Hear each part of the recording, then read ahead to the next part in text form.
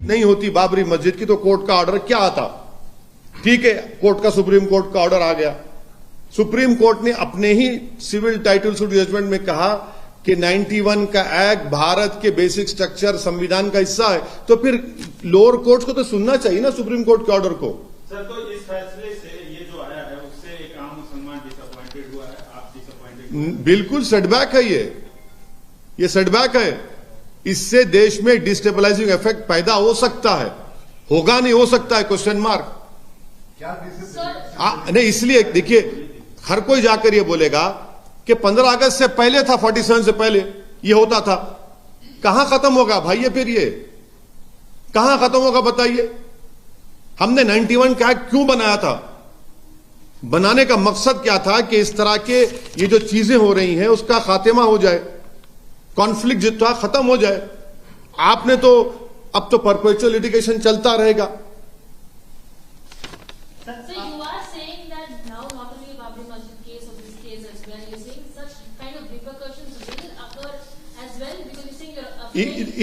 My apprehension is that anyone tomorrow can go and say that no, we were doing such a thing, or we were in possession before 15th August 1947. Then what is the point of passing a 91 Act?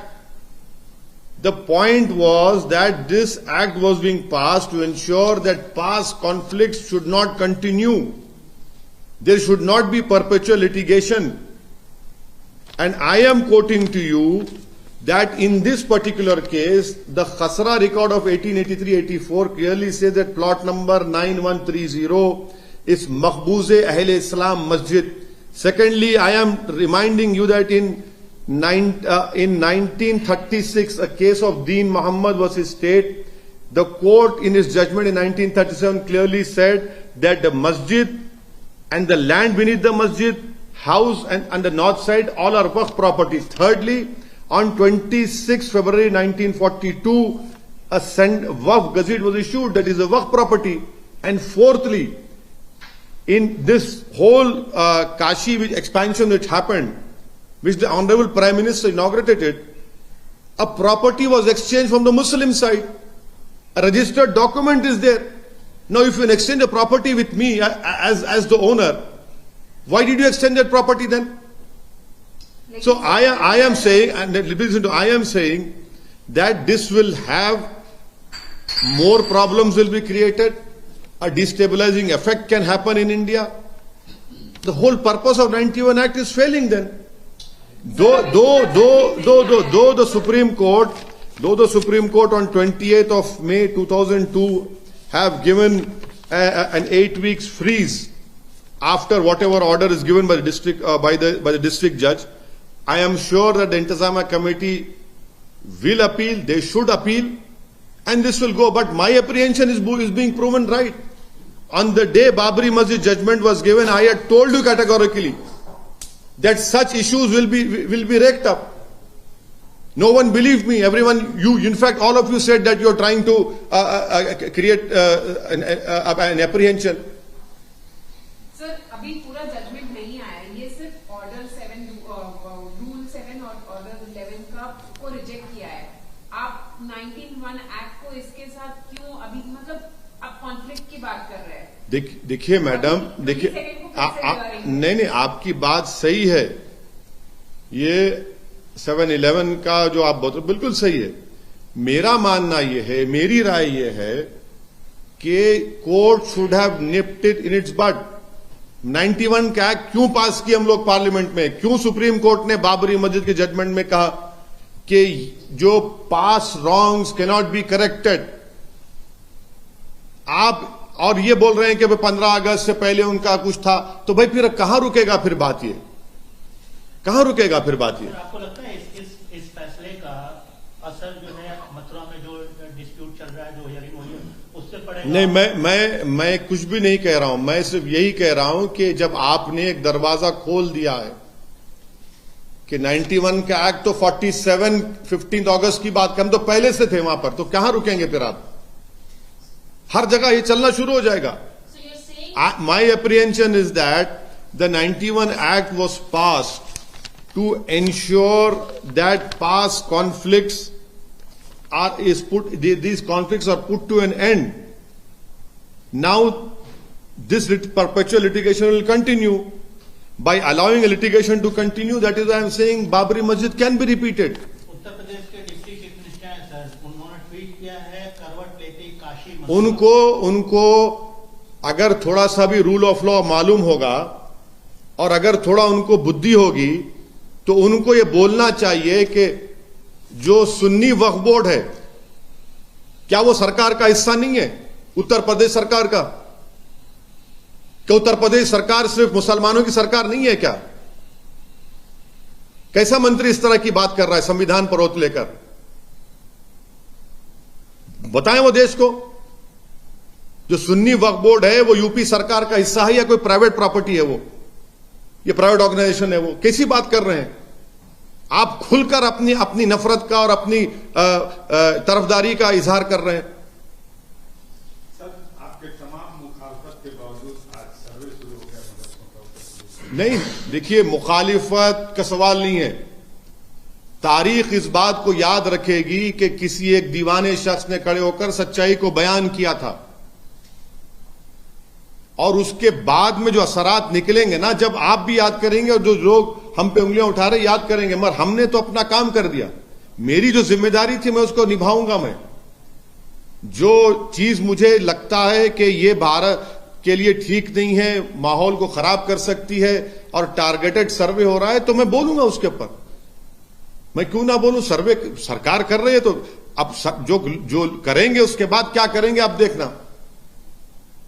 आपके पास जो registered मदरसे हैं, आप उनको अभी तक तनख्वाह नहीं दिए टीचरों को, और ये एक सर्वे सिर्फ मदरसों का क्यों करा? सबका कराइए ना। मिशनरी स्कूल का कराइए, प्राइवेट स्कूल का कराइए, गवर्नमेंट के स्कूल का कराइए। और आपके पास कितने टीचर और बेसिक एजुकेशन में कितने टीचर के पोस्ट खाली है बताइए। कितने टीचरों, कितने स्कूल्स को आपने अच्छा किया वो रिकॉर्ड पेश करिए। बिहार में एक नाबालिग को सर उसको कोर्ट में रस्सी में बांध के पेश किया गया। 1 जनवरी की तरह एक जुवेनाइल को कोर्ट में नीतीश कुमार और राजद की सरकार पेश करती है। मैं चैलेंज कर रहा हूं, अगर वो बच्चा नीतीश कुमार की जात का होता या कास्ट का होता या उनके हेल्थ मिनिस्टर के कास्ट का होता, तो क्या उसको 1 जनवरी की तरह कोर्ट में लाया जाता? क्योंकि वो जुवेनाइल मुसलमान है, इसलिए उसको जनवरी की तरह उसके गले में रस्सी डालकर भेड़ बकरियों की तरह उसको कोर्ट में लाया गया। एक 70 साल के बूढ़े को आपने अरेस्ट कर लिया। ये इनकी सरकार के कारनामे हैं। करती सरकार उसमें, क्योंकि वो बच्चे का नाम मुसलमान है, जुवेनाइल है, तो आपने उसके गले में और उसके पेट में रस्सी बांधकर उसको जानवर की तरह कोर्ट में लाया आपने। किस तरह लाते हैं इसको? अगर उसका कास्ट कुछ और होता, उसका कास्ट नीतीश कुमार के कास्ट का होता, या उसकी कास्ट वहां के हेल्थ मिनिस्टर का या राजद के जो लीडरों का कास्ट होता, तो नहीं लाया जाता उसको। यही तो अब हम प्रॉब्लम है यहां पर। एनसीपी में सर बात चल रही है, शरद पवार प्रधानमंत्री पद के दावेदार होंगे नहीं होंगे? अरे भाई, प्रधानमंत्री कौन बनता बनो, मेरी मस्जिद मुझसे क्या कर रहे हैं? कब तक मस्जिदों के ऊपर पॉलिटिक्स होती रहेगी इस देश में?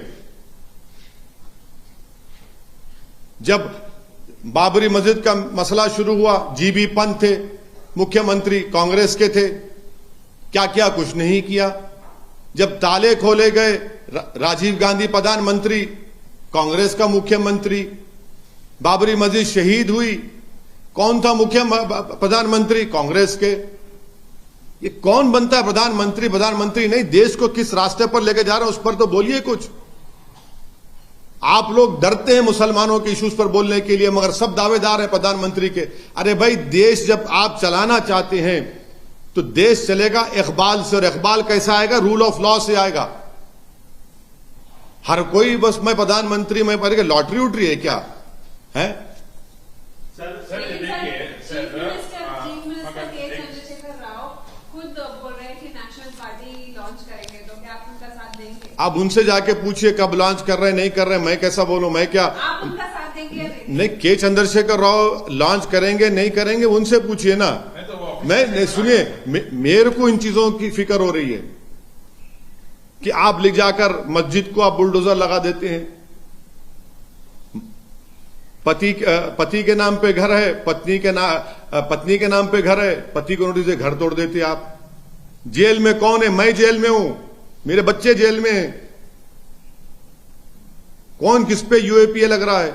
2-2 साल कौन जेल में रह रहा है? खाली एक रिपोर्टर है आपकी बरादरी का, वो मुसलमान रिपोर्टर था, 2 साल उसको जेल में रहना पड़ा, 700 दिन जेल में रहना पड़ा।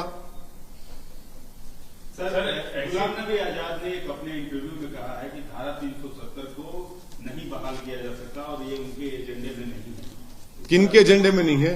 गुलाम नबी आजाद। उनके एजेंडे में नहीं है, उनके एजेंडे में नहीं है। अच्छा, उनके एजेंडे में नहीं है तो वो बोलेंगे, वो जाएं वैली में लाल चौक में खड़े होकर बोल दे बात ये, वो जाकर लाल चौक में खड़े होकर बोल दे बात ये। कोर्ट, सुप्रीम कोर्ट में केस है अभी, वो क्या प्रीजज कर रहे हैं सुप्रीम कोर्ट के जजमेंट को? क्या वो भी कुछ राज मालूम है उनको? बता दें भाई, मसला सुप्रीम कोर्ट में भी जेरे दौरान है, बोल रहे हैं तो मुझे ताज्जुब हो रहा है। मगर सर, ऐसी कौन सी मस्जिद है दुनिया में जिसके दीवारों पे स्वस्तिक का सिंबल करते हैं, जिसके दीवारों पे मूर्तियां रहती है? ये मुसलमानों का जिम्मेदारी नहीं है कि ऐसे जो बड़े आस्था के जो टेम्पल्स है, ऐसे टेम्पल्स को पूजा तो करने देते वहां पे, जहाँ की 1993 तक पूजा होती आती थी। तो सर, पूजा आपको मैं भारत में ऐसे कई इबादत गाहें दिखा दूंगा जहां पर बौद्ध और जैन मजहब की निशानियां हैं, मैं दिखा दूंगा आपको। क्या करेंगे आप? तारीख में जाएंगे? मेरे दोस्त, ये जो आज आप और हम इंडियन बने हुए ना, ये भारत 65,000 साल पहले ईरान से किसान आए थे, फिर सेंट्रल एशिया से, ईस्ट एशिया से लोग आए, उसके बाद आर्यन आए, ये सब बना। फिर ये आप चलिए, फिर हिस्ट्री में जाएंगे तो चलिए, जाएंगे बुद्धिज्म के पास, जब क्या हुआ था बोलेंगे, सब निकलना पड़ेगा ना, फिर रुकेगा क्या? फिर जब जैनिज्म था वहां क्या हुआ देख लेंगे, फिर रुकेगा कहां ये? जब हम मुल्क आजाद हुआ, हमने अपने आप को संविधान दिया और 91 का एक्ट पार्लियामेंट में पास हुआ, फिर सुप्रीम कोर्ट ने उसको कहा कि बेसिक स्ट्रक्चर का भी हिस्सा है। अब उसके बावजूद भी अगर आप जाना चाह रहे हैं तारीख में तो फिर ठीक है, फिर तो सब जाएंगे, सब जाना पड़ेगा।